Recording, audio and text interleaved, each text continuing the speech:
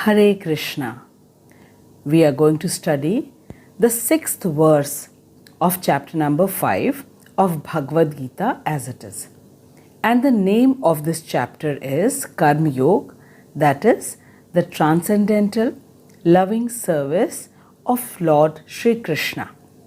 In the previous verse, Krishna explained to us that the end result of both Sankhya Yoga and Karma Yoga are same, in spite of being different in the process externally. Sankhya Yoga is the analytical study of the self and the Supreme Soul and the connection between them. And Karma Yoga means doing everything for the pleasure of Krishna and not for one's own sense gratification. In Sankhya Yoga, the person becomes automatically detached from the material world, and in Karma Yoga, the person becomes attached to Krishna because he is doing everything keeping Krishna as a center of his life. So by following Sankhya Yoga or Karma Yoga, the person gradually gets closer and closer to Krishna, which means that he becomes Krishna conscious. Krishna said that the people who see similarity in Sankhya Yoga and Karma Yoga are the people who have eyes and they can see the factual reality. But the people who see difference in both the yoga are either blind or they are innocent children who have not studied Bhagavad Gita under the guidance of a bona fide spiritual master. Now let us start today's verse, that is the verse number 6. And in today's verse, Krishna is going to explain that which type of sannyas or renunciation is a total waste and which type of sannyas is useful. Krishna is explaining it to Arjun because Arjun was wanting to take karma sannyas, which he thought to be beneficial because somehow or the other Arjun wanted to escape from the battlefield, that is, from doing his swadharma of fighting. Now we must always remember that whatever Krishna is telling to Arjun, it is actually meant for us.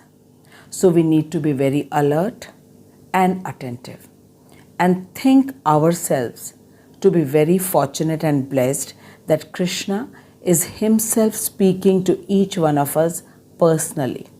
Now let us recite the verse. Sanyastu mahabaho dukkham aptum ayogatah yoga yukto munir brahma nachirena adhigacchati. Sanyastu mahabaho dukkham aptum ayogatah yoga yukto munir brahma na achiren adhigacchati. Sanyastu mahabaho dukkham aptum ayogatah yoga yukto munir brahma nachirena adhigacchati. Sannyasah, the renounced order of life. Tu, but. Mahabaho, O mighty armed one. Dukham, distress. Aptum, to be afflicted with. Ayogatah, without devotional service. Yoga yuktah, one engaged in devotional service. Munih, thinker. Brahma, supreme. Na, without. Chiren, delay. Adhigacchati, attains. Krishna says that unless one is engaged in the devotional service of the Lord, mere renunciation of activities cannot make one happy. The sages, purified by works of devotion, achieve the supreme without delay. Krishna clearly says that unless one is engaged in the devotional service of the Lord, mere renunciation of activities cannot make one happy. And the sages, who are purified by works of devotion, they achieve the supreme without delay. Sanyastu Mahabaho Dukkham Aptum Ayogatah. Ayogatah means without doing any devotional activities. So the persons who just merely renounce their responsibilities, they only get sorrow and sadness, their life becomes miserable. And in place of it, Yoga Yukto Munir Brahma Nachiren Adhigachati.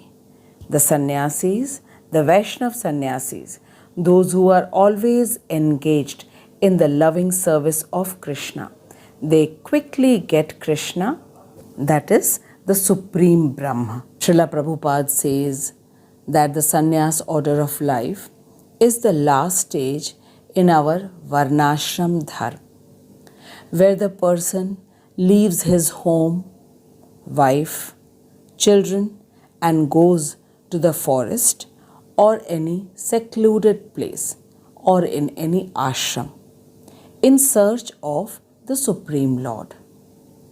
This practice was done till Dwapar, but in Kali Yuga, sannyas is not allowed.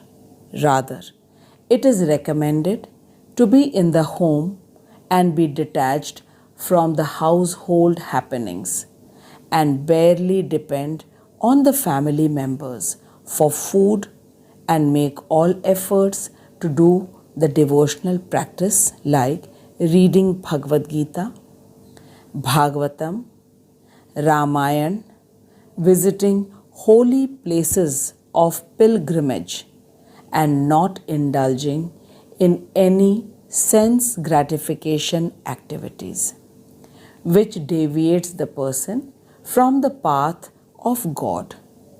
Now you must be thinking that is sannyas useful or useless? To have the answer, let us read the Anvay given by Srila Vishwanath Chakravarti Thakur. By reading the Anvay, it becomes easy for us to understand the verse because Anvay means changing the poetic verse in the form of prose. Now first, let us read the translation. O mighty armed, renouncing one's prescribed duty without selflessly offering the fruits of that duty to the Supreme brings distress. But one who worships the Lord by Nishkam Karma becomes a Jnani and very quickly attains the stage of transcendence. So Srila Vishwanath Chakravarti Thakur is saying that merely by leaving one's prescribed duties without selflessly offering the fruits of that duty to the Supreme brings distress. But one who worships the Lord by Nishkam Karma, that is by selflessly offering Him the fruits of one's action, becomes a Jnani and very quickly attains the stage of transcendence. Further, Srila Vishwanath Chakravarti Thakur says that if a Jnani accepts karma sannyas, that is, the renunciation of his prescribed duties, before his heart is completely purified, it leads him to misery. Instead of it, if one selflessly offers the results of one's own actions to the Supreme Lord, it brings happiness. Vishwanath Chakravarti Thakur says that without the purification process of Karma Yoga, The heart is disturbed by worldly desires. And if someone takes karma sannyas, then he becomes miserable. So it is advised to selflessly offer the fruits of one's endeavors to the Lord, because by doing this, it brings peace to the disturbed heart. And in fact, this is the only way to cool down the disturbed heart. The word ayogataha means in the absence of nishkam karma yoga. This means that it is the qualification of a sannyasi that he should definitely practice nishkam karma yoga, without which sannyas becomes a cause of misery for the person himself, for his family members, and for the society as well. Now let us read the purport of Srila Prabhupada and understand that how and when does sannyas become a cause of misery. Jagadguru Srila Prabhupada ki jai. Srila Prabhupada says that there are two classes of sannyasis or persons in the renounced order of life. The Mayavadi sannyasis are engaged in the study of Sankhya philosophy, whereas the Vaishnav sannyasis are engaged in the study of Bhagwatam philosophy, which affords the proper commentary on the Vedanta Sutras. The Mayavadi sannyasis also study Vedanta Sutras but use their own commentary called Sharirak Bhashya, written by Shankaracharya. Srila Prabhupada says that the students of the Bhagwat school are engaged in devotional service of the Lord. The students of Bhagwat school means the Vaishnav sannyasis who are going through the training. And they read and they follow the Panch Ratri ki regulations. And therefore, the Vaishnav sannyasis have multiple engagements in the transcendental loving service of the Lord. The Vaishnav sannyasis have nothing to do with the material world, and yet they perform various activities in their devotional service to the Lord. And in the same place, the Mayavadi sannyasis engaged in the studies of Sankhya and Vedanta and speculation cannot relish transcendental service of the Lord, because their studies become very tedious.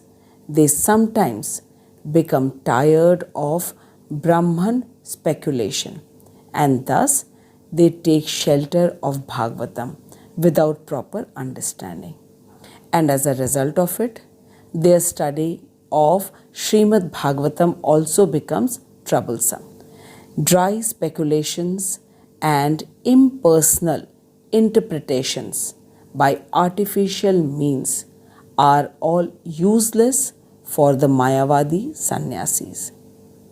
And in the same place, the Vaishnav sannyasis who are engaged in the devotional service are always happy in discharging their transcendental duties, and they have the guarantee of ultimate entrance into the kingdom of God. The Mayavadi sannyasis sometimes fall down from the path of self-realization and again enter into the material activities of a philanthropic and altruistic nature, which means doing all kinds of social work like opening the orphanages, old age homes, hospitals. So the Mayavadi sannyasis, after they fall down from the path of self-realization, and when they enter into the material world, so they engage themselves into these activities, which are nothing but only material engagements. Therefore, the conclusion is that those who are engaged in Krishna conscious are better situated than the sannyasis engaged in simple Brahman speculation. So it's very clear that Prabhupada is saying that the Vaishnav sannyasis, those who are engaged in Krishna consciousness, are definitely better situated than the sannyasis who are engaged in simple Brahman speculation, that is, in reading the Sankhya philosophy given by Shankaracharya. And Prabhupada further says that sometimes these Mayavadi sannyasis, they have a fall down from their place, but after many births, they also get qualified to become Krishna conscious after accumulating many pious deeds of doing many social work and work related to the reform of the society. I am sure that now we have properly understood that when sannyas becomes miserable, Srila Prabhupada has explained to us so clearly that the Mayavadi sannyasis who make so much of efforts to understand the Sankhya philosophy given by Shankaracharya come to an understanding that the Supreme Lord is formless or nirakar. So they do not engage in the devotional activities and do not serve Krishna by listening to Krishna Katha or Kirtan, or they do not serve Krishna by doing Abhishek or by dressing Krishna or by offering flowers, fruits, tulsi leaves, or even little water. The Mayavadi sannyasis, after reading the Sankhya philosophy, come to the conclusion that the only truth is Brahman and the entire material creation is false, and that the Supreme is some formless, shapeless power, and they think everyone to be Narayan. And having this thought that Brahm Satya, Jagat Mithya, they never indulge in any sense gratification activities and only aim to merge in the divine effulgence of the Supreme Lord, which is called Brahma Jyoti. By constant study of Sankhya philosophy and not doing any devotional activity, their life becomes very monotonous, dry, and if in case sometimes after being fed up by the study of dry Sankhya philosophy, they take the shelter of Bhagavatam, which means that they listen to Bhagavatam. They are unable to relish the nectar of Bhagavatam because for them the Supreme is some formless, shapeless energy. And as for the Vaishnav sannyasis, their entire day's routine revolves only around Krishna. They may clean their house, do cooking, or do any professional job. Everything is only done for the happiness of Krishna. So they are so happy and always singing, chanting, dancing the Hare Krishna Mahamantra, then listening to the Krishna Katha and Leela. So this way the Vaishnav sannyasis, who has nothing to do with this material world, still does all his responsibilities and is always happy because his life revolves around Sat Chit Anand. And Sat Chit Anand is Krishna, who is the unlimited source of all happiness and peace. Now I am confident that we have properly understood that by merely renouncing all kinds of duties, one can never become peaceful and happy. Rather, one must always first practice Nishkam Karma Yoga before taking Karm Sannyas to save himself from leading a miserable life and setting a wrong example in front of everyone in the society. We are extremely blessed that by the causeless mercy of Srila Prabhupada, Srila Vishwanath Chakravarti Thakur, and my Shiksha Guru, His Grace Harimohan Das Prabhuji, we are able to understand the most secretive knowledge of Bhagavad Gita. We are extremely fortunate to be able to decipher the instructions of Krishna by the mercy of Srila Prabhupada and all great acharyas. I thank you for listening to the Bhagavad Gita shlokas so attentively. Now we shall meet the next week, and then we will get to know what Krishna is teaching Arjun. Now every verse is getting more and more interesting and intense. So I request everyone to be continuously listening to the Bhagavad Gita shlokas as it comes, and always chant Hare Krishna Mahamantra and be happy. Hare Krishna.